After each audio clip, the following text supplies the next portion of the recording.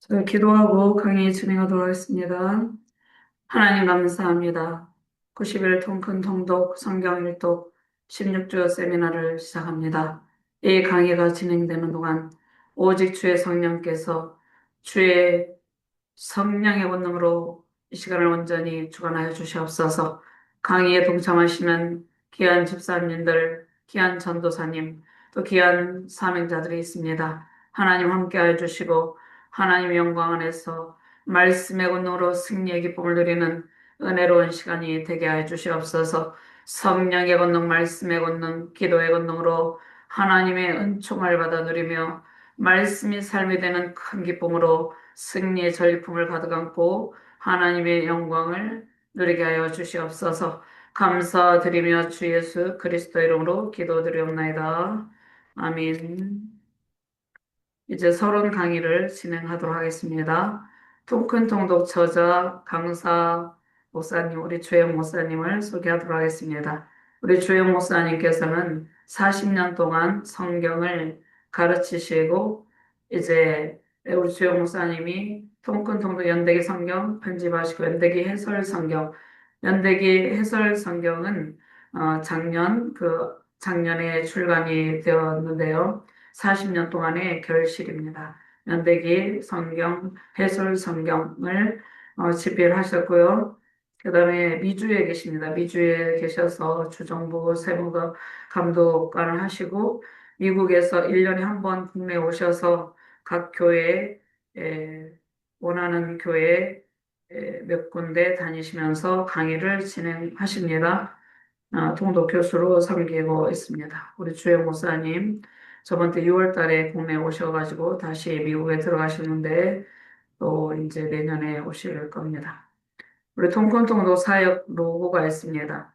세상을 비추는 청사초롱의 불빛과 십자가를 결합하여서 그래픽으로 나타냈죠. 펼쳐진 성경책까지 하나의 이미지로 조합하여서 성경책 위에서 등불을 밝히고 있는 청사초롱의 이미지를 표현했죠. 그러니까 세상에서 우리가 말씀의 등불을 비추고 세상의 빛과 소금의 역할을 해야 되는 것이죠. 청사초롱 아래 펼쳐진 성경책은 바람 같은 성령님의 역사를 중첩적으로 형상화한 것입니다. 예수 그리스도의 십자가에서 출발해서 하나님 나라 관점에서 90일 성경 일독 운동이 성령님의 바람 같은 강력한 역사로 청사초롱 불빛이 이 세상의 어둠을 헤쳐나가듯이 우리 대한민국에서 온 세상 열방으로 퍼져나감을 뜻하고 있습니다. 에스라 통독 사역원의 지금까지의 사역의 모습입니다. 잠깐 보도록 하겠습니다.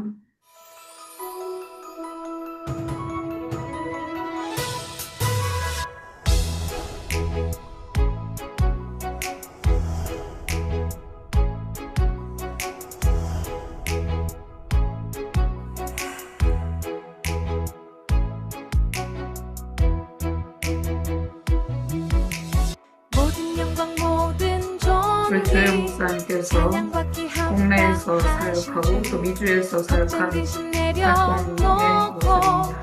기쁨으로 노래하리라. 하나님을 바로 알고 성적 믿기, 그 다음에 그 하나님과 바른 관계 맺기, 긍정적으로 했고요.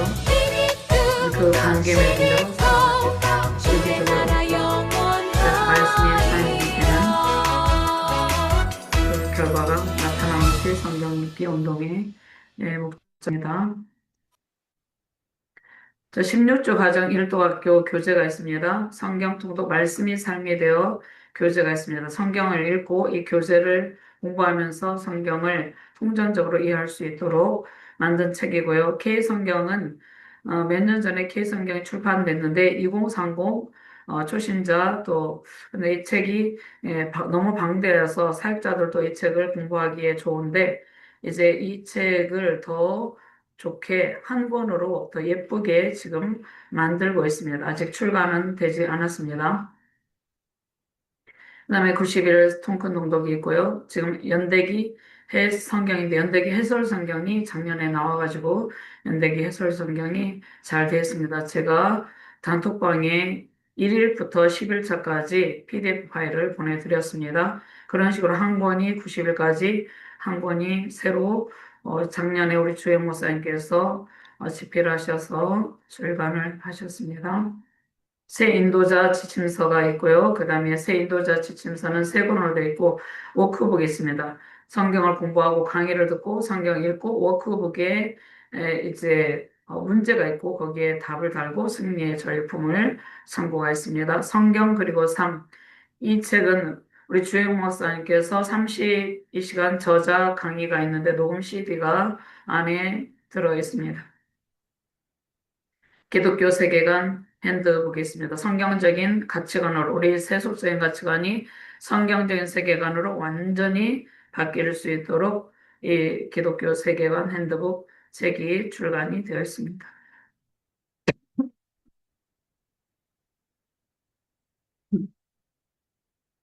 그 다음에 단기 세미나 교환이 있는데 이 단기 세미나 교환은 우리 주영 목사님께서 1년에 한 번 정도 국내에 오셔서 3일 정도 단기 세미나를 하기도 하고 1일 정도 하기도 합니다. 저희 교회에서는 3일 단기 세미나를 몇 년 전에 했고요. 또 작년에는 1일 세미나를 했습니다. 이 교재의 교환입니다. 그다음에 성경을 읽고 맨 처음에 16주 일도학교를 읽으면 수료증을 줍니다. 그다음에 인도자 훈련학교가 있습니다. 인도자 훈련학교는 우리 주임 목사님께서 직접 훈련을 하십니다. 주임 목사님께서 직접 훈련하시고 인도자 훈련학교를 수료를 하면 이제 소그룹 인도할 수 있는 자격이 주어집니다. 그다음 예비 강사 과정이 있습니다.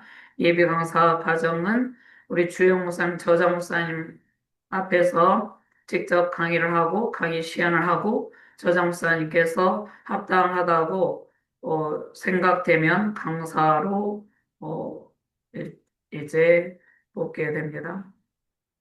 16주 일독학교 우리가 지금 하고 있죠. 16주 일독학교의 가장 중요한 것은 성경을 읽어낸 것입니다. 90일 동안 성경을 읽어낸 것이 매우 중요합니다. 그래서 성경을 읽고 우리 단톡방에 1일차 완료, 그 다음에 그날에 은혜 받은 거, 말씀 읽고 은혜 받은 말씀도 올려도 되고, 기도 제목 올려도 되고, 은혜 받은 내용들을 올려도 됩니다. 그리고 다 마치고 나서 간증물을 제출을 합니다.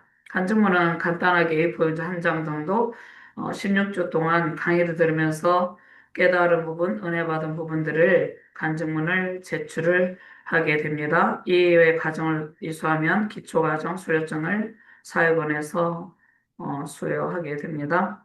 인도자 훈련학교는 우리 주연 목사님께서 집중적으로 훈련을 시킵니다. 강사 과정이 있습니다. 강사 과정은 좀 많이 길고 인도자 16주일 도학교 그 다음에 인도자 그 다음에 강사 과정을 공부할 수 있습니다. 에스라 7장 10절 말씀 에스라가 여호와의 율법을 연구하여 준행하며 율례와 규례를 이스라엘에게 가르치기로 결심하였더라. 우리가 통통의 씨앗입니다. 말씀의 씨앗이 되어서 많은 사람들에게 선한 영향력을 끼치며 승리하시길 바랍니다. 예사야 53장, 58장 11절에서 12절 말씀을 읽고 우리가 이 말씀을 잘 알죠. 여호와가 너를 항상 인도하여 메마른 곳에서도 내 영혼을 만족하게 하고 물된 동산 같겠고 물이 끊어지지 아니하는 샘 같을 것이라고 말씀을 하고 있습니다. 하나님의 말씀을 읽을 때 우리 영혼의 풍부함이 넘치고 영혼의 참 만족함이 넘치게 되는 것입니다. 시편 119편은 우리가 성경 말씀의 권능을 받고 성령의 권능을 받고 성경 말씀으로 무장해서 승리하기를 원하죠. 근데 시편 119편 말씀을 계속해서 읽게 되면 말씀을 사모하는 마음이 불리듯이 일어나게 됩니다. 시편 119편을 계속 읽게 되면 말씀을 저절로 읽고 싶은 마음이 생기게 돼요. 그래서 시편 119편 특별히 28절 말씀에 주의 말씀대로 나를 세우셔서 우리가 온전히 하나님의 사람으로 세워지는 것은 하나님의 말씀의 능력으로 바르게 세워지는 것이죠. 그러므로 너희는 가서 모든 민족을 제자로 삼아 아버지와 아들과 성령의 이름으로 세례를 베풀고 내가 너희에게 분부한 모든 것을 가르쳐 지키게 하라. 먼저 우리가 말씀으로 양육받아서 그리스도의 온전한 제자가 되어서 또 우리도 다른 사람들을 가르칠 그러한 의무가 생기는 것이에요. 너에게 분부한 모든 것을 가르쳐 지키게 하라. 먼저 우리가 제자가 되고 또 아직 그리스도의 제자가 되지 못한 사람들에게 말씀을 가르쳐서 그들이 온전한 제자가 될 수 있도록 하는 것, 그것이 우리의 사명입니다. 베드로에게 예수께서 부활하신 예수님께서 베드로에게 나타나셨죠. 그리고 예수님께서 친히 조반을 차리시고 사랑의 밥상을 차리셨죠. 조반을 차리시고 조반을 먹이시고 베드로에게 목양의 사명을 줍니다. 내 어린 양을 먹이라, 내 양을 치라, 내 양을 먹이라. 베드로에게 목양의 사명을 주는데 베드로는 사도행전 2장의 오순절 성령 강림을 통해서 성령의 충만을 받고 베드로가 설교할 때 수많은 영혼이 주께로 돌아오는 놀라운 구원의 역사가 나타나게 된 것이죠. 베드로에게 목양의 사명을 주셨는데 내 양을 먹이라, 내 양을 치라, 내 양을 먹이라. 이 사명은 모든 그리스도인들에게 하나님께서 지금 현대를 살아가는 우리들에게 주시는 말씀입니다. 우리에게 말씀을 주시고 우리가 먼저 그리스도의 제자가 되어서 믿음이 연약한 자들을 세우는 사명이 우리에게 있는 것입니다. 사도 바울이 고린도전서 15장 31절 말씀에 나는 날마다 죽노라. 나는 날마다 죽노라. 이 말씀은 자기중심성, 우리 통편통독에서 자기중심성, 교만, 불순종의 뿌리, 그것을 완전히 내려놓고 신의에 온전히 복종하게 되는 것을 의미하고 있습니다. 그래서 인의를 내려놓고 신이 부활하는 것입니다. 신이. 사도 바울의 고백이죠. 우리 통큰통독의 핵심 메시지입니다. 사도 바울이 자신의 자기중심성을 완전히 매일같이 죽이고 하나님의 말씀 순종, 신의의 인의를 내려놓고 신의의 삶을 살아가는 것을 고백하는 말씀입니다. 그래서 우리 통큰통독의 메시지적 구호가 있습니다. 인이 뚝 신이고 우리가 이 찬양을 부르면서 인이 뚝 신이고 인이 뚝 신이고 이렇게 하거든요. 그래서 인이라는 것은 자기중심성, 교만, 불순종의 역사인데 자기중심성은 자기 자신이 자기의 삶의 주인이 되는 것, 이것을 내려놓고 신이 고하는 것입니다. 그래서 말씀이 삶이 되는 것이죠. 말씀이 우리의 삶을 주도적으로 이끄는 상태가 되는 것입니다. 통큰 통독의 말씀을 읽고 하나님의 온전한 통치 영역 가운데 있을 때 우리가 하나님의 풍부한 은택을 받아 누리게 되는 것입니다. 찬양을 한번 들어보도록 하겠습니다. 여기 현장에서는 들리지 않습니다. 나중에 녹화.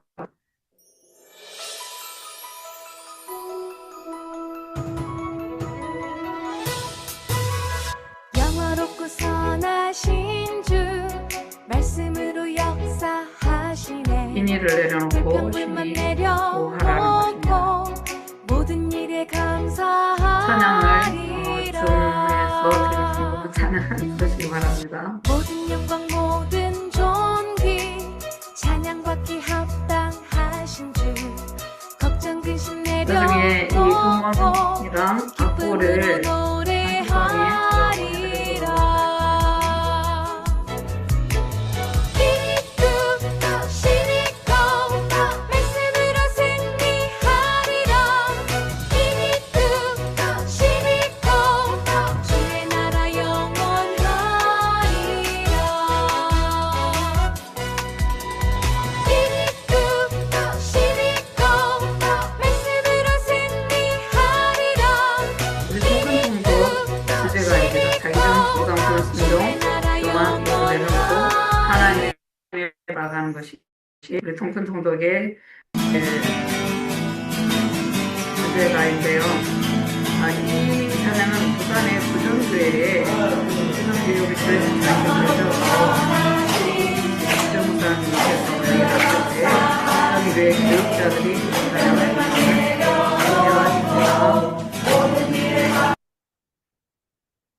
오늘 성경을 읽으셨나요?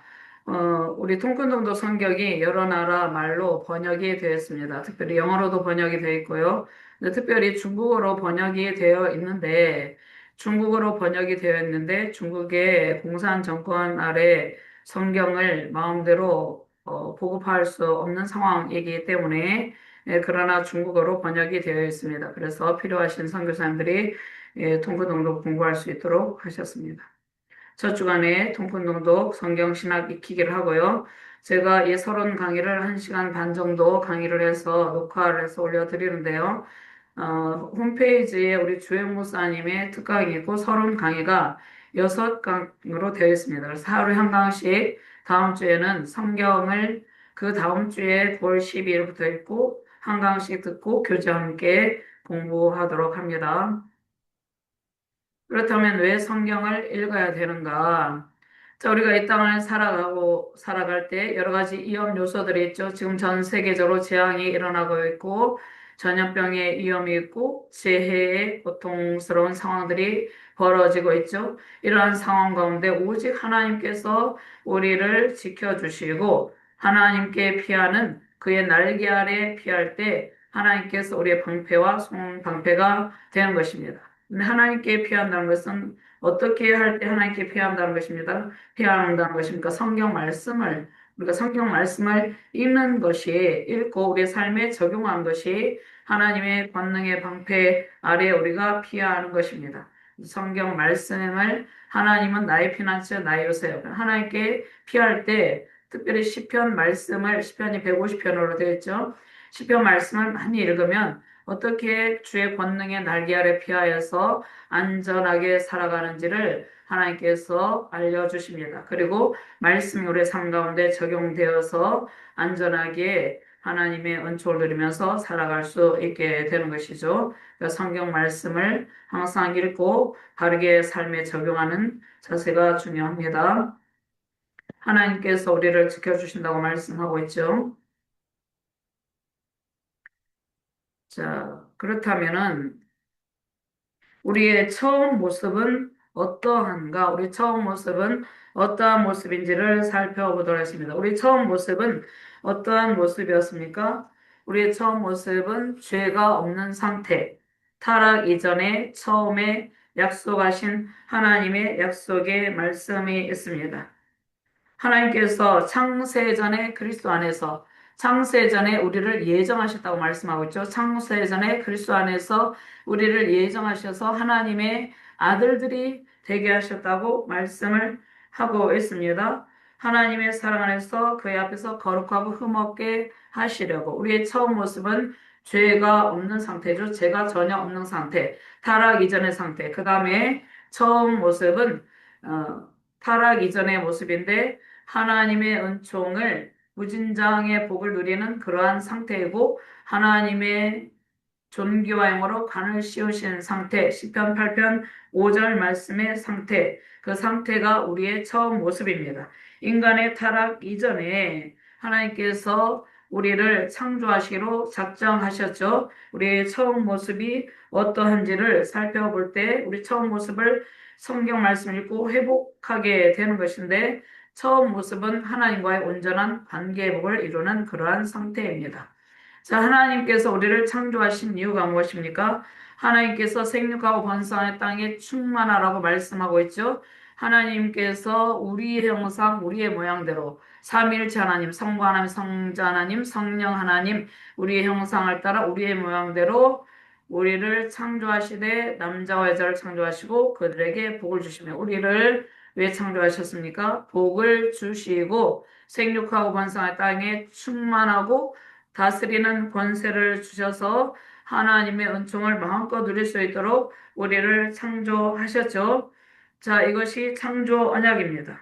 자, 인간의 타락 이전에 하나님께서 우리를 창조하셔서 복 주시기로 작정하시고 우리를 창조하셨는 것이죠. 자, 우리는 하나님의 은총 가운데 처음 모습은 존귀와 영화로 관을 씌우신 상태. 시편 8편 5절 말씀에 하나님보다 조금 못하게 하시고 천사보다는 우리가 우월한 존재로 하나님께서 우리를 만들어 주셨습니다.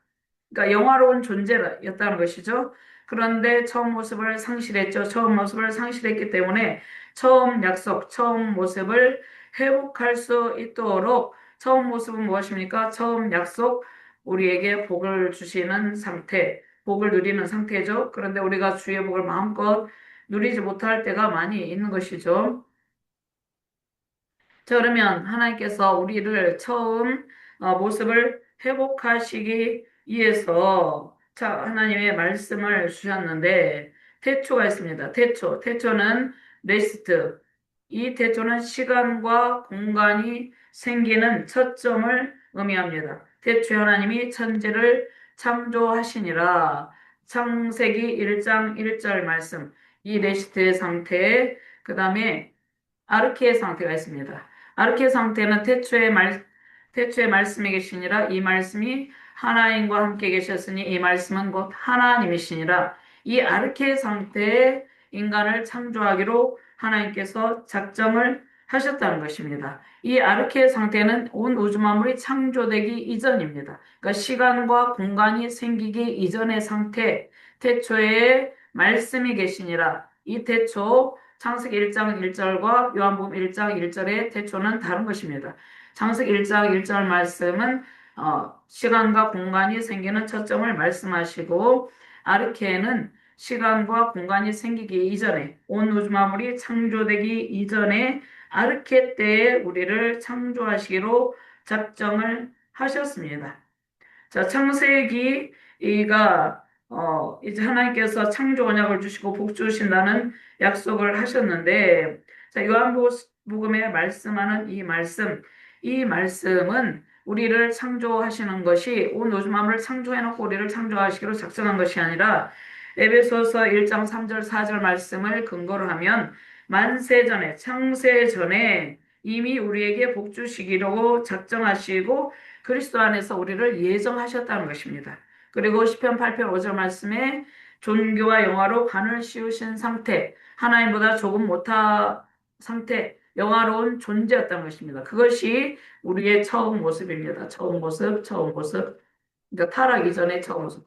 처음 모습의 회복을 위해서 우리가 통큰통큰 말씀을 읽고 우리 처음 모습을 회복하면 하나님의 무진장의 복을 받아 누리며 하나님과의 관계를 통해서 은총을 받아 누리게 되는 것이죠. 자, 그러면 태초가 있습니다. 이 태초는 레스트의 상태죠. 태초에 하나님이 천지를 창조하시니라 창세기 1장 1절 말씀이죠.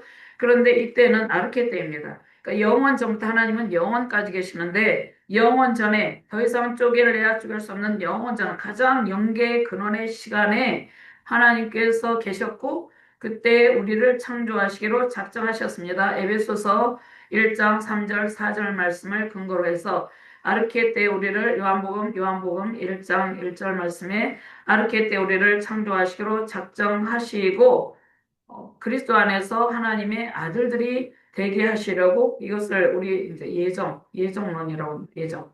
그러니까 온 우주 만물이 창조되기 이전부터 우리를 창조하시기로 작정하시고 우리를 택하셨다는 것이죠. 천지가 창조됩니다. 창세기 1장 1절 말씀에 내시티의 상태죠. 이때는 요한복음 1장 1절 말씀 아르케 상태. 그리고 우리는 현재를 살아가고 있죠.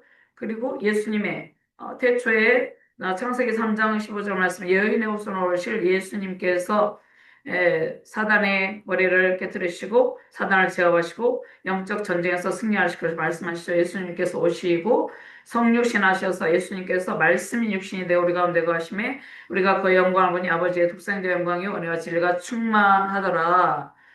이 말씀이 인카네이션 성육신 하셔서 예수님께서 십자가 구속사를 성취하시고 예수님께서 40일 동안 계시다가 부활 승천하셨죠. 부활 승천하시고 50일째 부활하시고 50일째 되는 날 오순절 성령 강림 사건이 있죠. 예수님께서 가신 모습 그대로 재림하신다고 말씀하셨는데 그것은 미래죠. 아직 오지 않았죠. 우리는 현재를 살아가고 있습니다. 예수님께서 장차 오신다고 예수님께서 재림을 약속하셨는데 이 재림의 날짜는 그날과 그때와 그 시는 오직 하나님만 아신다고 말씀했죠. 그러니까 우리는 현재의 시간을 하나님의 말씀과 기도로 보장해서 성실하게 살아가는 것이 중요합니다. 그럼 언제 우리가 새하늘과 새 땅, 창세기 1장과 2장에는 죄가 없는 상태입니다. 죄가 없는 상태. 그 다음에 요한계시록 21장부터 22장까지도 죄가 없는 상태. 그런데 새하늘과 새 땅에서는 더 이상 우리가 죄를 짓고 싶어도 죄를 지을 수 없는 상태입니다. 새하늘과 새 땅에서 완전한 회복의 은총을 누리게 되는 것입니다. 우리는 이미 구원을 받았어요. 그런데 새하늘과 새 땅에서 영화의 단계로 이르게 되는 것입니다. 그러니까 태초에 천지가 창조되기 전에 우리가 타락 이전에 영화와 종교로 관을 씌운 상태, 우리의 처음 모습이 원래 우리의 처음 모습이 영화로운 존재였다는 것입니다. 이것이 완전히 회복되는 것입니다.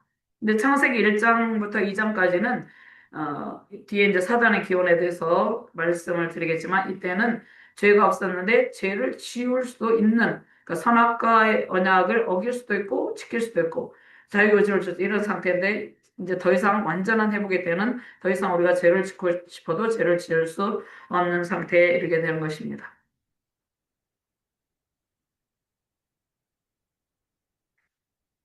죄송합니다. 에베소서 1장 3절에서 5절 말씀 창세 이때는 태초에 천지를 창조하시니라 레스트의 상태가 아닙니다. 우주 만물이 생기기 이전에 카타볼레 창세 전에 그리스도 안에서 우리를 택하셨습니다. 카타볼레 코스모스 온 우주 지구가 생기기도 전에 하나님께서 우리를 택하셨죠. 예정하셨다고 말씀하셨죠. 예정하시고 예수 그리스도로 말미암아 자기의 아들들이 되게 하셨으니 그러니까 만세 전에 우리를 택정하셨다고 말씀하셨습니다. 이것이 예정론입니다.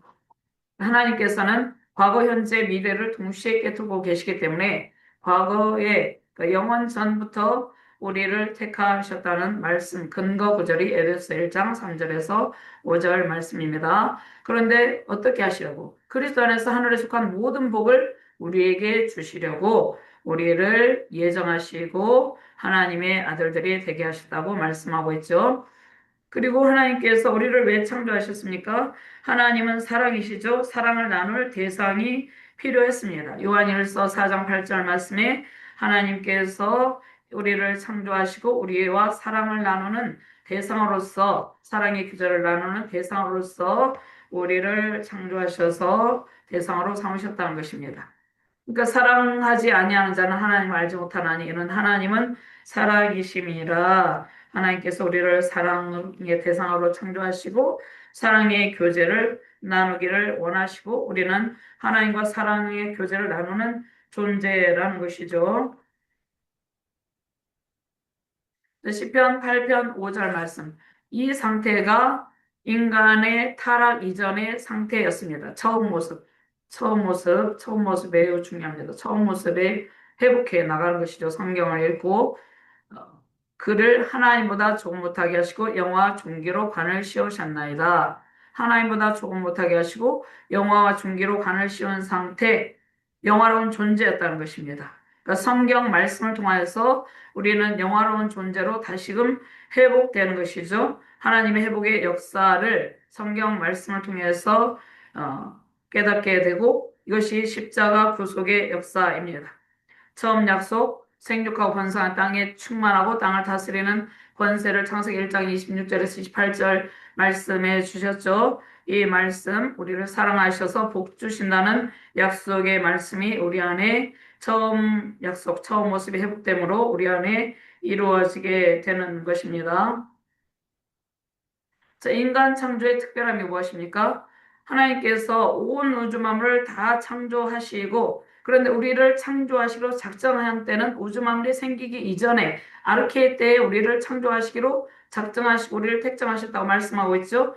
그리고 나서 온 우주 만물을 다 만드시고 우리를 영화로운 존재로 창조했기 때문에 인간이 가장 살기 좋은 상태로 온 우주 만물을 창조하시고 그 다음에 우리를 인간을 지으셨다는 것입니다. 생기를 불어넣으셔서 생명이 되었다고 말씀하고 있습니다. 인간의 최고의 가치는 하나님께서 흙으로 빚으시고 하나님의 생기를 부으셔서 살아있는 존재 네펫이 하야가 되었다고 말씀하고 있습니다. 이것이 인간 창조의 특별함입니다.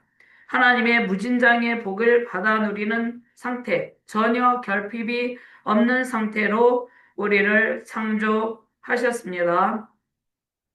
자, 근거 구절이 이제 에베소서 1장 3절에서 6절 말씀에는 창세 전에 우리를 예정하셔서 택정하셔서 창조하시기로 작정하셨다고 말씀하셨죠.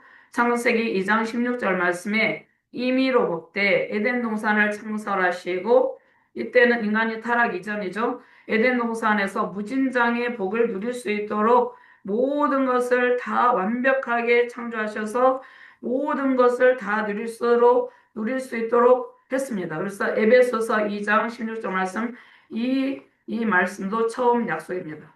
처음 약속 말씀. 그래서 무진장이고 결핍이 전혀 없는 상태로 우리를 에덴 동산에 두시고 에덴 동산의 창조의 완성에 충만한 복을 누리게 하셨는 것이죠. 우리가 그렇게 영화로운 존재라는 것입니다.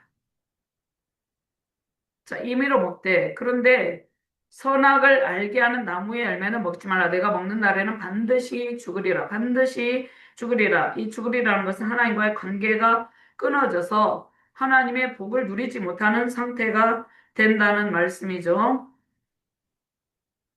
그래서 인간은 자유의지를 가지고 불순종을 선택을 했습니다. 불순종을 선택함으로 타락이 오게 되었죠. 타락이 와서 하나님께서 주시는 복의 흐름이 차단이 되고 하나님과의 관계가 끊어지게 되었습니다. 그래서 처음 약속을 회복하기 위해서 하나님께서 예수 그리스도의 십자가 구속사를 계획하시고 십자가 구속사를 통해서 우리의 영화로움의 지혜를 다시 회복하실 수 있도록 성경에서 구속사의 종말론적 구속사의 역사 가운데 회복하시는 그러한 열망을 성경을 통해서 우리에게 보여주고 계십니다. 인간의 타락의 결과가 무엇입니까? 먼저 영이 죽게 되는데, 이것은 우리의 영은 이제 죽는다고 소멸되는 것이 아니죠. 하나님과의 관계가 단절되었습니다. 타락의 결과죠. 하나님과 관계가 파괴되고, 자, 창세기 3장 9절 말씀에 관계 파괴에 대해서 질문하죠. 아담아, 내가 어디 있느냐? 하나님과의 관계 단절에 관한 질문을 하고 있는 것입니다. 그 다음에 혼이 죽고요. 사상과 같이 하나님을 떠나게 됩니다. 하나님의 선을 행할 혼이 죽음으로 인간은 악한 존재가 됩니다. 그래서 하나님과의 관계가 파괴됐죠. 그다음 창세기 3장 9절 말씀에 그다음에 이웃과의 관계가 파괴됩니다. 이웃과의 관계가 파괴되죠. 무엇으로 인해서? 가인의 죄로 인해서 이웃과의 관계가 파괴됩니다. 아담의 타락으로 인해서 하나님과의 관계가 파괴되고 이웃과의 관계가 파괴됩니다.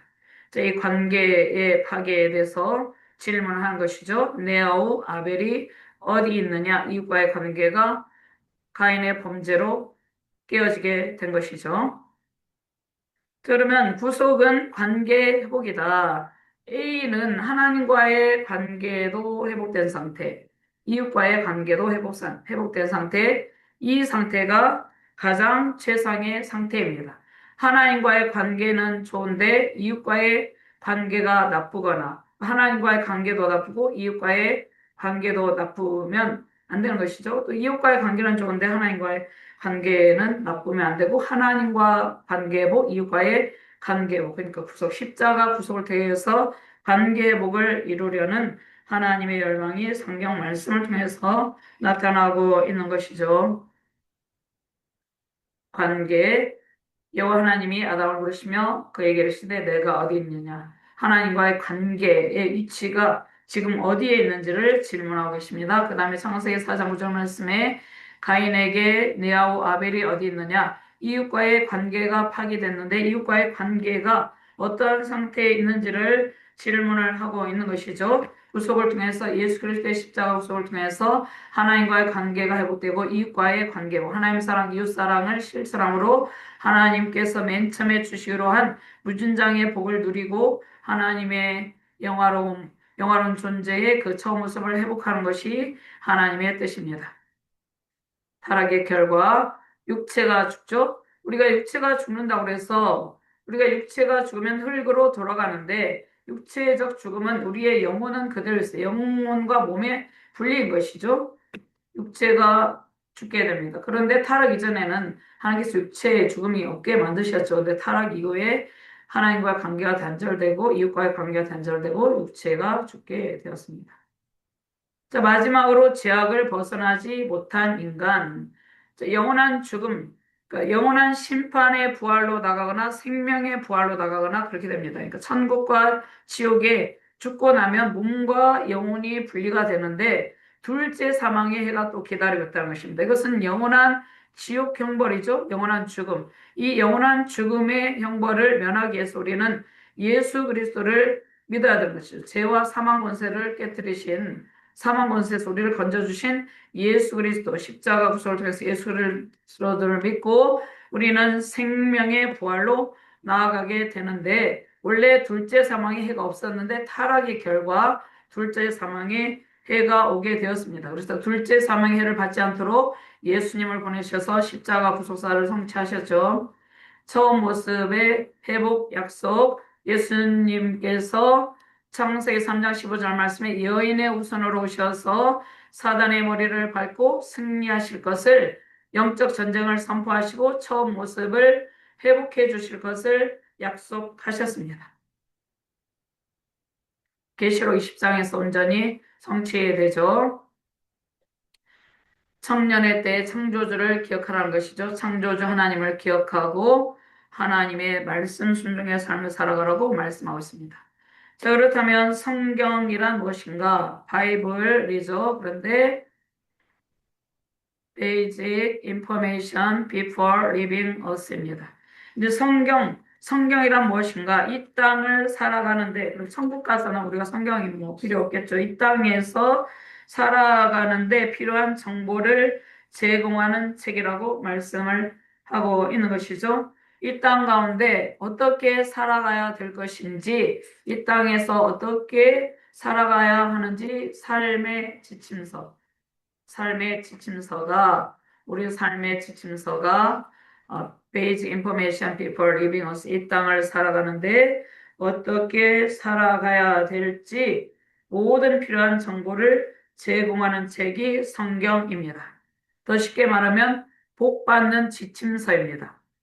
많은 사람들이 복을 받기를 원하죠. 삶의 지침서이고 그 다음에 변화를 통해서 복 받는 지침서입니다. 자, 변화를 통해서 하나님께서 우리에게 주시고자 하는 것은 처음 모습, 하나님의 무진장의 복을 누리는 상태, 영화로운 존재로 하나님과의 관계 회복의 기쁨을 누리는 상태, 에덴 동산의 충만한 복을 누리는 상태이죠. 처음 모습을 회복함으로 성경을 읽고 처음 모습을 회복하여서 성경적인 복을 받게 되는 것이죠. 성경적인 복은 하나님께서 우리가 기복적인 복과 모든 것이 다 포함이 되는데 성경적인 복은 받는 복, 기복적인 복과 사는 복이 함께 포함이 되는데 하나님께 가까이 함이 내게 복이라 시편 73편 28절 말씀이 있죠. 하나님께 가까이 함이 내게 복이라. 이것이 하나님과 관계 복 이런 것이 성경적인 복이라고 말씀을 하고 있습니다. 임마누엘 하나님과 함께 하는 것, 하나님과 함께 하는 것이 성경이 가르치는 성경적인 복이라고 말씀하고 있습니다. 그런데 성경적인 복은 어디에 씁니까? 하나님의 관계복과 이웃과의 관계복을 통해서 하나님의 복이 우리에게 임하십니다. 두 가지의 복이 있습니다. 성경적인 복이 있고, 그 다음에 사는 복, 기복적인 복이 있는데, 이 두 가지의 복을 우리는 성경을 읽고 바른 관계복을 통해서 두 가지 복을 다 누리게 되는 것입니다. 성경적 복, 사는 복, 받는 복, 이로부터 하나님께서 복을 내려주시는 것이죠. 자, 그러면 기복적인 복, 우리가 사는 복과 받는 복을 누리기 위해서 성경을 읽어야 되는 것이죠. 성경은 어떻게 하면 우리가 하나님의 복을 받으며 살아갈 수 있는 그 방법을 제시하고 있습니다. 그래서 성경을 꼭 읽어서 이웃과의 관계, 하나님과 관계의 복을 누려서 하나님의 복 받는 삶을 살기를 원한다는 것입니다. 그러면 변화냐, 변형이냐, 메타폴포마이 변형이냐. 그 이 변형은 잘못된 것입니다. 메타폴포마이 진정한 변화를 이루라고 말씀하고 있습니다. 변화는 본질이 변화하는 것입니다. 우리의 가치관, 생각이 성경적인 가치관으로 완전히 변화하는 것이죠. 호박에 줄 긋는다고 수박이 되는 것이 아니죠. 우리 주영 목사님 말씀인데, 애벌레에다가 날개를 바로 꼽는다고 나방이 될 수 없는 것처럼 메타폴포마의 변화의 과정에는 고통이 따르는 것이죠. 고통이 따르는데 이 진정한 변화 뒤에는 하나님의 놀라우신 은총을 받게 되는 것입니다. 그러니까 많은 사람들이 변형이 되었는데 자신이 변화되었다고 생각을 한다는 것입니다. 진정한 변화, 메타폴포마이, 진정한 변화가 우리에게 필요합니다. 진정한 변화를 통해서 처음 모습을 회복하는 것이죠. 자기중심성을 내려놓는 것입니다. 자기중심성, 우리가 성경 말씀을 들을 때 성경 말씀에 책망하는 말씀도 있고 교훈의 말씀도 있죠. 그러니까 성경 말씀을 읽고 자기중심성을 완전히 내려놓을 때 하나님의 온전한 통치 영역에 이를 때 우리는 하나님의 복을 받아 누리게 되는 것입니다. 변화의 본질적 핵심은 무엇입니까? 인이뚝 신이 고우죠. 자, 변화의 능력으로서 모든 성경은 하나님의 감동으로 된 것으로 교훈과 책망과 바르게 함과 함께 복능합니다. 의로 교육하기 유익하니 이는 하나님의 사람으로 온전하게 하며 모든 선한 일을 행할 능력을 갖추게 하려 함이라. 성경을 읽고 우리는 메타폴포마의 진정한 변화를 이루게 되어서 처음 모습을 우리 주영 목사님께서 이걸 매우 강조하시는데 처음 모습을 회복하여서 사는 복, 받는 복을 다 누리며 살아가게 되는 것입니다. 그러면 하나님의 말씀이 우리를 변화시켜 주는 것입니다. 히브리서 4장 12절 말씀이죠. 하나님의 말씀 살아있고 활력 있어 좌우에 날선 어떤 것보다도 예리하여 hum과 영과 및 관절과 골수를 찔러 쪼개기까지 하며 마음의 생각과 뜻을 판단하나니 말씀이 우리의 잘못된 모든 부분을 수술하여서 변화를 일으켜 주시는 것입니다. 자, 변화가 필요할 때 시대를 읽으라고 말씀하고 있는데 경건의 모양만 갖추면 안 되고 반드시 경건의 능력을 갖추라고 말씀하고 있습니다. 경건의 모양과 경건의 능력. 경건의 모양은 있는데 경건의 능력은 부인하는 자들에서 내가 돌아서라가. 지금 디모데후서 3장 1절에서 5절 말씀 보니까 지금 현대 시대가 얼마나 사람들이 악을 향해 달려가고 있죠. 왜냐하면 경건의 모양만 있고 경건의 능력이 있어야 되고 성경 말씀을 통해서 변화를 이루어야 되는데 쾌락을 사랑하기를 하나님 사랑하는 것보다 더하는 그러한 상태에 있습니다. 그래서 우리 통ಕೊಂ통독 말씀 읽기 운동이 열방 가운데 퍼져서 많은 진정한 변화를 이루는 사람들이 많아질 때 이 땅이 편안한 땅이 되겠죠. 변화는 가치관의 변화다. 그러니까 하나님을 대적하여 높아진 것을 사로잡아 그리스도께 복종하게 하나니, 우리의 가치관이 성경적인 세계관으로 완전히 바뀌게 되는 것입니다. 이것이 진정한 변화인 것이죠. 세속적인 세계관, 인본주의 세계관이 완전히 성경적인 세계관, 기독교적인 가치관으로 바뀌는 것, 이것이 중요합니다. 그러니까 성경을 많이 읽어도 우리의 삶이 변화되지 아니하면 아무 소용이 없다는 것이죠. 그러니까 성경을 읽고 우리의 삶이 변화되는 것이 목적입니다. 그것이 우리 통ಕೊಂ동독 성경 읽기의 목적입니다. 인의를 내려놔야 됩니다. 자기중심성. 인의도 이거 매우 중요합니다. 저도 처음에는 맨 처음에 강의를 들을 때, 이 말씀이 잘 이해가 되지 않았는데, 이 자기중심성 교만 불순종의 뿌리를 완전히 내려놓는 것입니다. 성경 말씀을 통해서. 그럴 때 신이고 하나님의 방법대로 내 생각, 내 방법, 내 생각, 내가 나의 삶의 주인이 돼서 살아가려는 모든 것을 내려놓고 하나님의 방법, 하나님의 뜻대로 살아갈 때 처음 모습, 처음 약속대로 하나님의 복을 누리고 하나님의 은혜를 누리게 됩니다.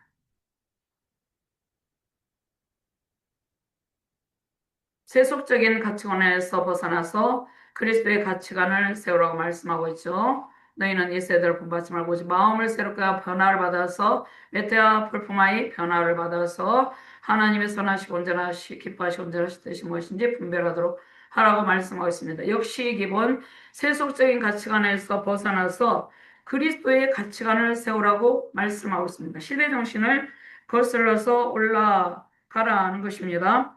자, 그리스도인의 삶이 신앙의 야성을 먼저 회복하라고 말씀하고 있습니다. 너희 묵은 땅을 기경하라고 말씀하고 있죠. 무엇을 통하여서 우리의 묵은 땅, 마음의 세속적인 가치관이 있는 것을 완전히 뒤집어서 성경적인 가치관, 그리스도의 가치관으로 세워야 되는데 무엇을 통하여 성경 읽기를 통하여서 우리는 그렇게 될 수 있다는 것입니다. 이 강의가 목적이 아니라 성경을 읽어서 우리의 묵은 땅을 기경하여서 우리의 삶이 말씀이 삶이다. 말씀이 우리의 삶을 주도적으로 이끄는 상태가 되는 것이 중요하죠. 역시 기본, 시대 정신을 거슬러서 삶의 기본을 찾는 것입니다. 신앙의 야성을 회복하라고 말씀을 하고 있습니다. 성경 읽기를 통해서 하나님의 방법, 하나님이 제시하시는 길을 찾아가는 것이죠. 그것이 역시 기본의 정신입니다. 자, 그러면 성경을 어떻게 읽어야 되는가? 66부작으로 된 한 권의 책으로 읽으라고 말씀하셨습니다. 왜 성경을 읽으라고 말씀했습니까? 처음 모습, 인간이 타락 이전에 처음 모습을 회복하기 위해서 성경을 읽으라고 말씀하고 있습니다. 66부작인데 한 권으로 책으로 있습니다. 창조 시대에, 창조 족장 시대, 출애굽, 가나안 정부 시대, 사사 시대, 통일왕국 시대, 분열왕국 시대, 그다음에 포로 시대, 포로기한 시대, 중간 시대, 그다음에 예수 시대, 복음 시대죠. 초대교회 시대 있고 새하늘과 새 땅이 있습니다. 새하늘과 새 땅에서 완전한 구속사, 완전한 영화의 단계에 우리가 이르게 되는 것이죠. 뒤에 배우겠지만 신의 사언약 출애굽기 19장 4절에서 6절 말씀 신의 산 언약이 중요합니다. 소속의 변화, 바로의 소에서 하나님의 소속으로 바뀌는 상황인 것이죠. 신의 산 언약을 기억하시고 그 이전에 창세기 12장에 갈대아우르스 아브라함을 부르시고 땅과 자손을 약속하시고 하나님의 주권에 온전히 순종하는 하나님의 백성들이 되게 하신 것이죠. 신의 산 언약은 아브라함 언약의 발전입니다. 그 다음에 신의 산 언약이 다윗 언약으로 가게 된 것이죠. 사무엘하 7장 16절 말씀에 다윗 언약, 다윗의 왕권을 영원토록 견고하게 한다는 이 말씀은 장차 오실 예수 그리스도를 통해서 예수 그리스도의 왕권이 영원토록 견고하게 된다는 약속의 말씀이죠. 다윗 언약을 이제 새 언약의 중보자로신 예수님께서 성취를 하시는데 새 언약의 중보자로실 예수님에 대해서 에스겔 선지자를 통해서도 새 언약의 중보자로 오실 예수님에 대해서 예언하셨습니다. 예레미야 선지자를 통해서도 예언을 하셨죠. 새 언약의 중보자로서 예수님께서 오셔서 십자가 구속사를 성취하시고 우리의 구원을 완성하셨어요. 근데 우리는 구원받았죠. 그런데 우리의 구원은 완전히 완성된 것은 아닙니다. 예수님께서 우리의 구원을 완성하셨는데 우리는 지금 성화의 단계에 있습니다. 예수님을 믿으면 성화의 단계에 있고 새하늘과 새 땅에서 우리는 영화의 단계에 갈 때 우리의 구원이 최종적으로 완성이 되는 것입니다. 근데 우리는 구원받았는데 지금은 성화적 구원의 삶을 살아가고 있고 새하늘과 새 땅에서 완전한 영화의 상태, 완전한 처음 모습의 회복의 상태가 된다는 말씀입니다. 자, 통전적 전일격적으로 성경 읽기라고 말씀을 하고 있습니다. 성경을 지성적으로 읽는다는 것은 성경을 읽고 하나님을 바르게 알게 되는 것입니다. 지성적으로 읽고 성경 공부를 합니다. 탐구하고 연구해서 성경을 덮어놓고 읽는 것이 아니라 이제 통큰 정도 교재를 통해서 강의를 듣고 지성적으로 성경을 읽고 하나님을 바로 알면 여기에서 성경 공부로 그치면 되는 것이 아니라 그 다음에 감성적으로 읽어서 하나님을 바로 알고 관계가 깨졌다고 그랬죠. 아까 창세기 3장 9절 말씀에 하나님과의 바른 관계를 맺고 관계 회복을 이루는 것입니다. 하나님과 바른 관계를 맺고 그 다음에 의지적으로 읽어서 그 관계 맺은 대로 살아내기. 살아내는 것이 중요한 것이죠. 성경을 지성적으로 읽어서 성경에 있는 지식과 여러 사실들을 배우고 습득하여서 성경 공부로만 끝나면 안 되고, 머리의 지식으로만 가지면 안 되고, 성경을 읽어서 성경 속에 나타난 하나님의 마음을 깨닫고 하나님을 바로 알아서 이제 하나님과의 바른 관계를 맺고, 그 다음에 의지적으로 읽는다는 것은 하나님과의 관계 맺은 대로 살아내는 상태가 된 것입니다. 이것이 통전적 전인격적으로 성경 읽기입니다. 그러면 전인격적 변화를 위한 성경 읽기에 두 가지 방법이 있습니다. 스토리라인 있죠. 줄거리 따라 읽고 성경을 연대기적 순서로, 우리 통큰통독은 연대기적 순서로 성경을 재배열했습니다. 시대적 배경을 이해를 하는 것이죠. 구속사, 십자가, 예수님의 십자가 구속, 종말론적인 구속사 역사의 줄거리와 시대적 배경 콘텍스트를 알고, 그다음에 메시지 따라 성경을 메시지 따라 메시지 라인, 시대적 배경을 가지고 이해해서 하나님과의 바른 관계 맺는 상태, 이 상태가 된 것이죠. 전인격적인 관계를 변화를 이루어서 하나님과의 관계복, 이과의 관계복을 이루게 되는 것입니다. 줄거리는 공부하고 메시지는 묵상하라. 우리 주형 목사님 말씀입니다. 스토리라인 줄거리 따라서 읽고, 내용을 읽고, 육하원칙에 따라서 내용을 읽고, 그 다음에 메시지를 읽는 것입니다. 하나님 중심의 세계관에 따라서 하나님과 나와의 관계 이치가 지금 회복된 상태인가, 어떠한 상태인가를 살펴서 하나님과의 관계를 찾아서 이해하면서 읽는 것이죠. 팩트를 추구하고, 그 다음에 컨빅션을 추구하고, 무엇이 일어났는가, 무엇을 어떻게 믿어야 되는가, 연대기적으로 재별해서 시간 흐름으로 읽어서 내용을 파악하고 메시지를 찾기 위한 시대적 배경을 이해를 하게 됩니다. 그 다음에 시대적 배경과 관점에 의해서 콘텍스트를 이해하고 관계성을 찾게 된 것입니다. 자, 통전적 이해라는 무엇입니까? 통전적 이해라는 일반적으로 적용되는 규칙을 말씀하고 있습니다. 어떤 경우에도 통하는 법전. 그러니까 성경은 부분의 종합이 아니고 통일성을 가진 전체로 이해해야 된다고 말씀하고 있습니다. 케네스 이베일리가 이렇게 이야기를 했습니다. 킹덤 오브 갓, 성경 통독, 우리 통큰 통독의 세 가지 신학적 관점과 세 가지 메시지의 개념이 있습니다. 간략하게만 계속 말씀을 드리겠습니다. 통전적 읽기, 처음 모습을 회복하기 위해서 성경을 읽는데 어떻게 읽어야 된다고 말씀하고 있습니까? 세 가지 관점과 세 가지 개념이 있습니다. 세 가지 관점은 종말론적인 구속사의 역사의 관점, 그 다음에 하나님 나라 회복, 그 다음에 이제 구별된 삶, 이러한 개념이 있습니다. 이 성경 읽기 세 가지 개념, 인이, 신이, 자기 순위, 이러한 개념이 있습니다. 이런 개념을 따라서 성경을 읽으라고 말씀하고 있죠.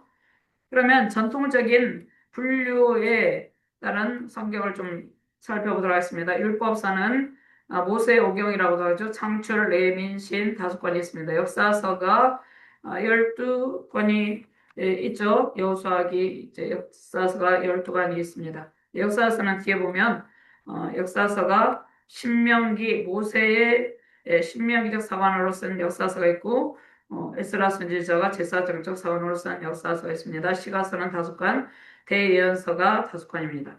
소예언서가 12권인데, 그런데 예레미야 애가는 5장인데 이 분량이 많고 적음에 따라서 대예언서, 소예언서로 나옵니다. 예레미야 애가는 5장으로 되어 있는데 예레미야 선지자가 대선지서를 썼기 때문에 예레미야 애가를 대선지서에 두는 것이죠. 분량을 중심으로 대연서 5권, 소연서 12권으로 나눕니다. 신약 성경, 복음서, 역사서, 바울 서신이 있습니다. 바울 서신의 일반 서신이 6권이죠. 로마서, 고린도 전후서, 갈라디아서, 데살로니가 전후서가 있고, 그 다음에 옥중 서신, 에베소, 로마의 가택 연금 상태에 쓴 옥중 서신, 에베소, 빌립보서, 골로새서, 빌레몬서 있고, 목회 서신이 있습니다. 공동 서신, 바울 외에 다른 사도가 쓴 8권 있고, 예언서가 요한계시록이 있습니다. 구약에는 예언서가 선지서가 17권이죠. 근데 선지자는 16명입니다. 왜냐하면 에레미야서 2권을 썼기 때문이죠. 신약에는 요한계시록이 예언서입니다. 시간 흐름에 따라서 재배열해서 읽게 되는데요. 창세기부터 열왕기하까지, 여기 열왕기하까지가 모세의 신명기적 사관에 의해서 쓴 역사서고, 그 다음에 에스라 선지자가 역대상부터 느헤미야까지, 그러니까 역대상하, 에스라, 에스더, 느헤미야까지 에스라 선지자의 제사장적 사관, 그러니까 성전 예배를 중요시합니다. 제사장적 사관으로 다시 역사서를 그 구약의 역사서는 전체적으로 두 줄기의 역사서가 있다는 것을 기억하기를 바랍니다. 성경 시간 흐름으로 연대기를 재분류하고 여기 창세기부터 위에 라인에 창세기, 출애굽기, 민수기, 여호수아 위에 라인에 있는 이 책은 시간이 흐르는 순서인데 아래 레위기, 신명기, 룻기 시간이 천천히 흐르거나 전혀 흐르지 않는 역사서를 아래에 두고 있습니다. 넘어가겠습니다. 가장 중요한 것은 신의 산 언약, 구약의 성경 전체 중심축 역할을 하고 선악과 사건을 통해서 하나님 나라 소속을 상실했습니다. 이 이전의 처음 모습을 상실하게 된 것이죠. 에덴 동산의 충만한 완성의 복을 누리는 상태를 잃어버리게 된 것이죠. 그래서 하나님께서 처음 모습을 회복하기 위해서 창세기 3장 15절 말씀 원복음을 주십니다. 창조시대는 창세기 1장부터 11장까지죠. 12장부터 50장까지 족장 시대입니다. 아브라함, 이삭, 야곱, 요셉이 있습니다. 아브라함 언약으로서 언약을 주시고 그 다음에 아브라함 언약은 시내산 언약으로 발전이 됩니다. 그다음 다윗 언약의 흐름을 기억하십시오. 새 언약이 있습니다. 세계 성경 읽기, 성경 신학적인 관점으로 보도록 하겠습니다. 종말론적인 구속의 역사, 종말을 향해 가고 있죠. 종말의 때는 주를 믿는 주의 백성들에게는 은혜의 날, 구원의 날, 승리의 날이죠. 종말론적인 구속사의 역사의 흐름이 있습니다. 지성적 읽기를 통해서 하나님을 알고, 그다음에 이게 성경 신학적 세 가지 관점입니다. 감성적 읽기를 통해서 하나님과 바른 관계를 맺고 그다음에 구별된 삶을 살아내는 것입니다. 지성적이 있고 감성적, 의지적 읽기. 자, 종말론적인 구속의 역사, 구속의 의미가 무엇입니까? 구속의 의미는 하나님과의 관계가 회복되는 것입니다. 관계가 단절이 됐다고 그랬죠. 인간의 타락으로 인해서 하나님과 관계가 단절되고 창세기 4장 9절 말씀에 가인의 죄로 인해서 이과의 관계가 단절이 되었습니다. 관계가 파괴됐죠. 그러니까 종말론적인 구속의 역사를 통해서 예수님의 십자가 구속사를 통해서 하나님과의 관계를 회복하고 이웃과의 관계를 회복하는 것입니다. 이것이 관점일 종말론적인 구속사의 역사의 관점입니다. 자, 왜 인간을 구속합니까? 하나님은 사랑이신데 인간을 창조하셔서 하나님과 사랑의 교제를 나누기를 원하셨는데 관계가 파괴되어서 관계가 단절됐죠. 나눌 수 없게 됐죠. 그래서 십자가 구속을 통해서 다시금 관계 회복을 통해서 처음 모습을 회복시켜 주신 것입니다. 그리고 생육하고 번성의 땅에 충만하고 땅을 다스리는 권세를 주셨죠.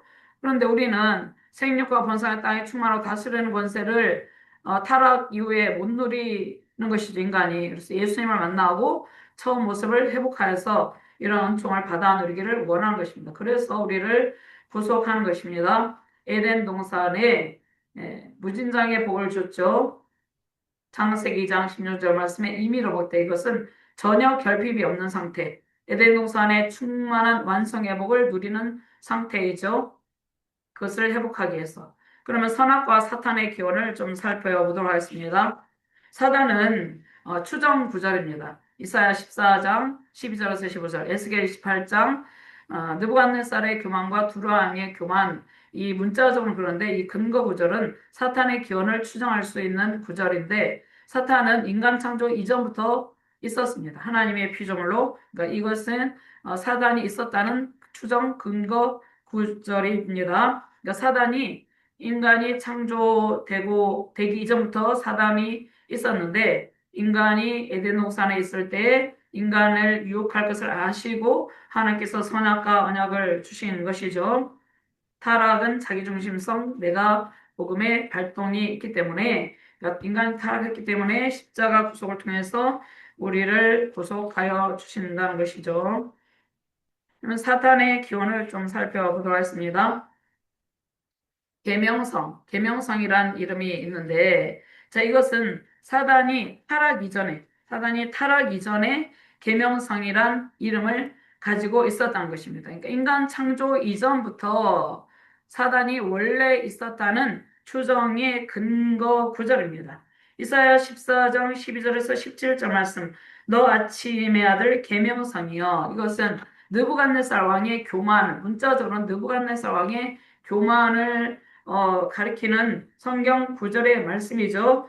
그런데 사탄의 기원을 추정하고 있습니다. 하나님께서 먼저 인간을 창조하기 전에 피조물로서 천사를 창조했는데 천사가 교만하여서 하나님의 이치에 도전하다가 하나님의 진노를 사서 타락해서 사탄이 되었다고 추정을 하는 것입니다. 그러니까 이 계명성은 타락 이전의 천사의 이름입니다. 그러니까 천사가 타락하기 이전에 천사의 이름이라고 추정을 한 것이죠. 그런데 느부갓네살은 교만하여서 바벨론이 완전히 멸망했죠. 벨사살 왕 때 바벨론 제국이 메데바스의 그 고레스 왕에 의해서 완전히 멸망을 하게 된 것이죠. 이 계명성은 신약에서 새벽별, 예수님을 상징하는 말씀으로 계명성이란 이름이 있습니다. 그런데 이 사탄의 이름을 예수님을 가리킨다고 할 수 없는 것이죠. 그러니까 계명성 같은 천사로 맨 처음에 지음을 받았는데 지음 받았을 때 완전하고 하나님 보시기에 완전했는데 타락하여서 하나님의 이치, 그러니까 영계의 찬양을 맡은 천사가 있었는데 교만에 빠져서 하나님의 보좌에 오르려고 도전하다가 하나님의 진노를 샀다고 주장하는 것입니다. 그래서 하나님께서 사단의 멸망에 대해서 말씀을 하고 있는 것이죠. 에스겔 28장 12절에서 17절 말씀은 두로 왕의 교만이 있습니다. 두로 왕의 교만이 있는데 맨 처음에 피조물로서 창조되었을 때는 사탄이 타락 이전에는 완전한 도장이고 지혜가 충족하여 온전히 아름다웠도다. 그런데 어떻게 되었습니까? 사탄이 타락을 했다는 것입니다. 사탄이 타락해서 처음 이 상태죠. 17절 말씀에 보면 완전하더니 마침내 내게서 불의가 드러났도다.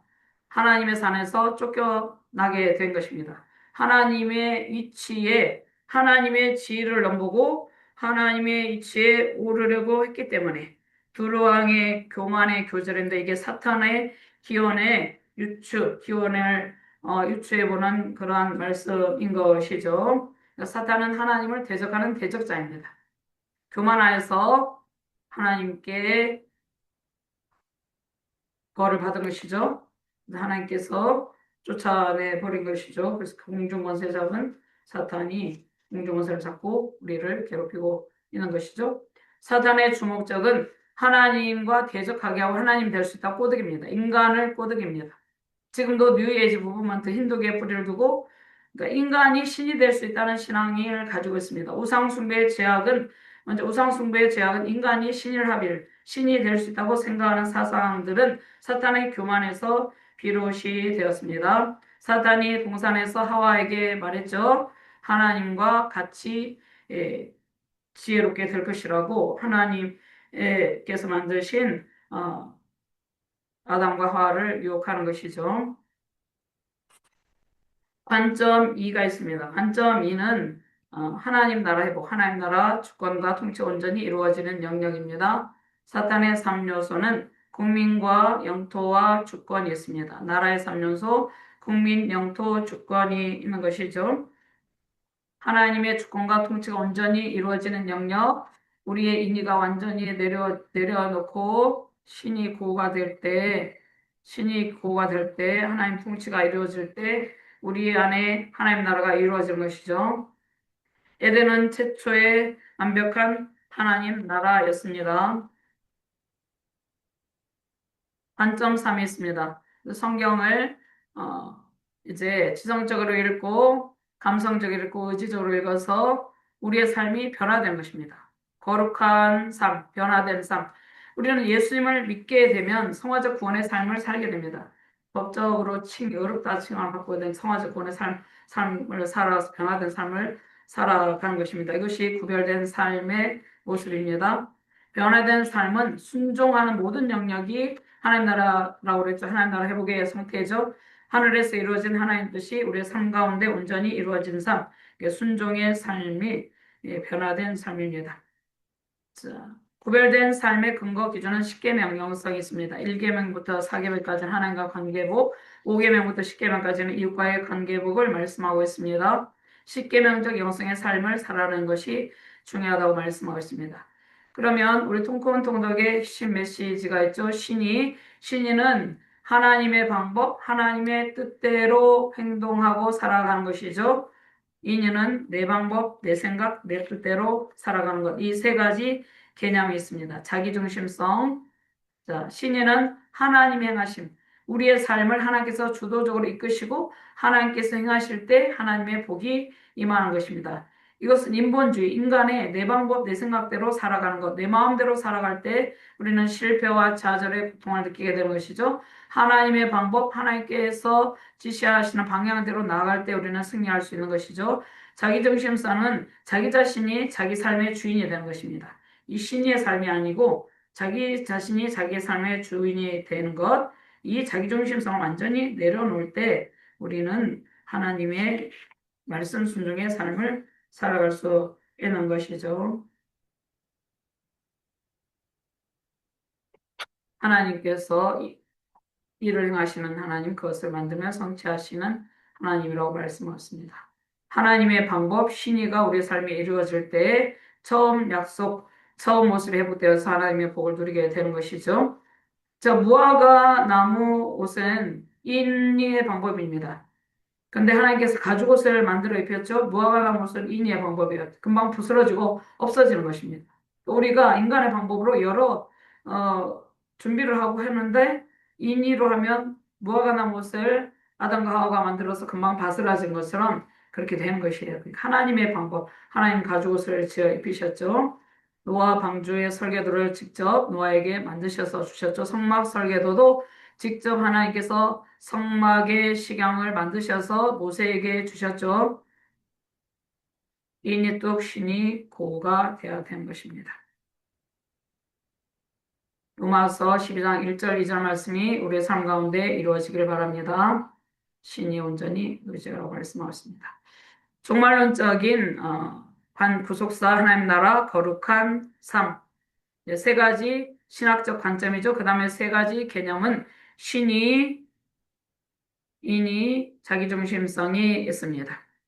자, 그러면 신이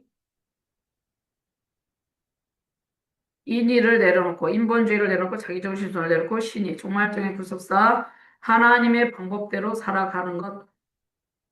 이때 우리는 거룩한 종말적인 구속사 관점 하나님 나라 회복 순종이죠. 거룩한 삶 이렇게 살게 되기 위해서 우리가 성경 통큰 통독을 읽게 된 것입니다. 신의의 삶을 살아내기 위해서 신의의 삶을 살아내면 우리 처음 약속, 처음 모습이 회복되어서 처음 약속, 무진장의 복, 그다음에 전혀 결핍이 없는 상태, 그다음에 존귀와 영화로 관을 씌운 상태, 영화의 관계, 하나님과의 관계 회복의 기쁨을 누리는 상태, 하나님과의 친밀한 교제의 기쁨을 누리는 상태, 그다음에 이웃과의 관계 회복, 이웃과의 갈등이 없고 관계 회복을 이루어서 충만한 기쁨을 누리는 상태, 이 상태가 되는 것입니다. 신의의 삶을 살아내게 하는 것은 성경 말씀을 바른 신학적 관점, 바른 신학적 개념을 통해서 성경을 읽을 때 우리는 처음 모습을 회복해서 하나님의 복을 누리게 되는 것입니다.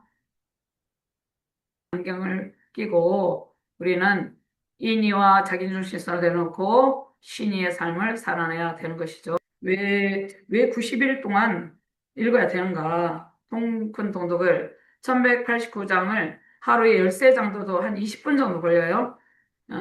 하루에 40분은 뭐냐면 40분 정도 걸리는 것은 교재를 읽고 공부하고 이렇게 하루에 1시간 정도 걸리는데, 우리 주영 목사님께서 90일을 정한 이유가 무엇이냐? 전체를 한 권의 책으로 큰 그림으로 숲을 보는 것이죠. 파악하면서 읽을 수 있는 가장 적합한 시간이다.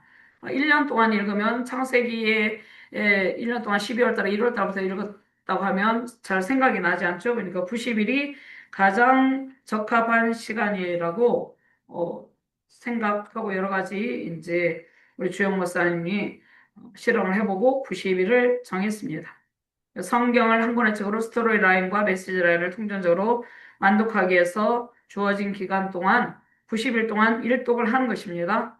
시간에 11조를 하나님께 드리는 것입니다. 하루에 1시간 성경 20분 읽고 교재를 읽고 강의 듣고 이렇게 하루에 1시간을 하나님께 바쳐라고 말씀하고 있습니다. 성경이 이 세상을 떠나기 전에 이 세상에 필요한 모든 기본 정보를 제공하는 책이라고 말씀을 하고 있죠. 바른 신학적 관점, 바른 신학적 개념을 가지고 하나님 나라 회복을 이루라고 말씀하고 있습니다.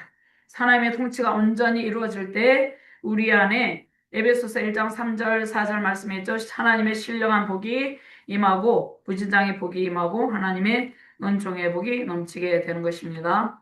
오늘은 여기까지 강의를 했습니다. 우리를 지으신 하나님의 마음을 성경을 통해서 알게 됩니다. 제가 기도하고 강의를 마치도록 하겠습니다. 하나님 감사합니다. 서론 강의 가운데 하나님께서 함께해 주심을 감사합니다. 성경을 통해서 하나님의 마음을 깨닫게 하시고 우리의 처음 모습을 회복하여서 하나님께서 주시고자 하는 무진장의 복을 받아 누리게 하여 주시옵소서. 존귀와 영화로 가늘시온 영화로운 존재임을 우리가 깨닫게 하시고 인의를 완전히 내려놓고 신의의 삶을 살아내므로 말씀이 삶이 되는 큰 기쁨을 누리게 하여 주시옵소서. 승리의 전리품을 가득 안고 하나님의 영광을 선포하며 승리의 기쁨을 누리게 하여 주시옵소서. 귀한 사명자들에게 하나님의 영광의 강물이 흘러넘치게 하시고 말씀의 강물이 흘러넘치게 하시고 성령의 강물, 은혜의 강물, 회복의 강물이 흘러넘치게 하여 주시옵소서. 감사드리며 주 예수 그리스도 이름으로 기도드리옵나이다. 아멘.